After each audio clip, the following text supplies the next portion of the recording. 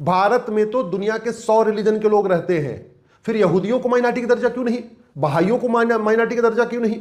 बहुत सारे चाइनीज यहां रहते हैं, बहुत सारे जर्मन यहां रहते हैं, बहुत सारे फ्रेंच यहां रहते हैं, बहुत सारे और देशों के नागरिक यहां रहते हैं, उनका रिलीजन अलग है, तो उनको माइनॉरिटी का दर्जा क्यों नहीं मिलना चाहिए? अगर लैंग्वेज को देखें तो भारत के अंदर के जो लैंग्वेज है उनको माइनॉरिटी देखेंगे, या भारत के जो जो पूरी दुनिया के लैंग्वेज है उनको माइनॉरिटी देखेंगे? अगर आप सबको देख रहे हैं फिर तो दुनिया में 1100 रिलीजन है, फिर हिंदू को छोड़ के बाकी के जो 1099 रिलीजन है सबको माइनॉरिटी का दर्जा मिलना चाहिए। अगर आप लैंग्वेज के आधार पर देख रहे हैं तो दुनिया में 6500 भाषाएं बोली जाती हैं, फिर तो 6500 भाषाओं को माइनॉरिटी दर्जा मिलना चाहिए। कल को कोई चीन का व्यक्ति आएगा, यहां सिटीजनशिप ले लेगा, वो कहेगा मेरा लैंग्वेज भी अलग है, मेरा रिलीजन भी अलग है, जी हमको माइनॉरिटी का दर्जा दे दो, मैं माइनॉरिटी यूनिवर्सिटी बनाऊंगा। कोई जर्मन आएगा, भारत की नागरिकता ले लेगा, नागरिकता तो मिल सकती है, और लेने के बाद वो बोले जी हम तो, हमारा तो लैंग्वेज भी अलग है, हमारा रिलीजन भी अलग है, एक काम करो हमें लिंग्विस्टिक माइनॉरिटी भी घोषित करो, हमें रिलीजियस माइनॉरिटी भी घोषित करो, हम अपना मेडिकल कॉलेज बनाएंगे, अपना यूनिवर्सिटी बनाएंगे, अपना सब कुछ बनाएंगे। तो क्या ये संभव है क्या? आखिर इस पे न संसद में चर्चा हो रही है, न सुप्रीम कोर्ट में चर्चा हो रही है। सुप्रीम कोर्ट में भी इस पीआईएल को डिसमिस करते समय यह नहीं सोचा कि माइनॉरिटी है कौन, और यही माननीय सुप्रीम कोर्ट एक 2005 में फैसला दे चुका है, उसको बाल पाटिल केस कहते हैं, उसमें 3 जजों की बेंच ने फैसला दिया।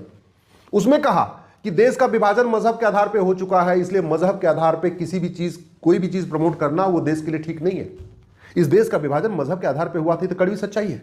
फिर मजहब के आधार पर माइनॉरिटी एजुकेशन इंस्टीट्यूशन माइनॉरिटी क्यों चल रहा है? सबसे दुख इस बात का है कि मदरसों को भी माइनॉरिटी का दर्जा मिल गया है। जो मदरसे चल रहे हैं, जहां पे दीनी तालीम दी जा रही है, जहां पे मजहबी तालीम दी जा रही है, उसको भी माइनॉरिटी का प्रोटेक्शन मिला हुआ है। जबकि भारत के संविधान का आर्टिकल 27 कहता है कि मजहब को प्रमोट करने के लिए सरकार 1 रुपए खर्च नहीं कर सकती। धर्म को प्रमोट करने के लिए सरकार जितना चाहे खर्च कर ले, मजहब को प्रमोट करने के लिए 1 रुपए नहीं खर्च कर सकती। आर्टिकल 28 कहता है कि स्कूलों में धार्मिक शिक्षा तो हो सकती है, लेकिन मजहबी तालीम नहीं हो सकती, मजहब को कहीं प्रमोट नहीं किया सकता।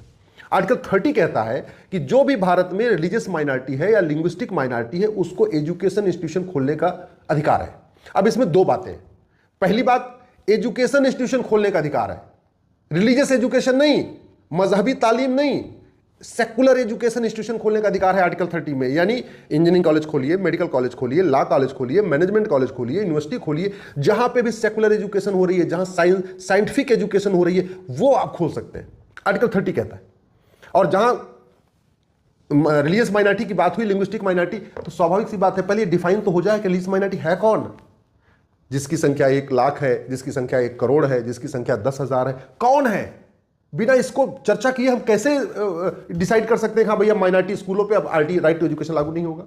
और सबसे बड़ी बात, आज मैं विनम्रतापूर्वक माननीय सुप्रीम कोर्ट से पूछ रहा हूं, जो लैंग्वेज संविधान को मानता ही नहीं,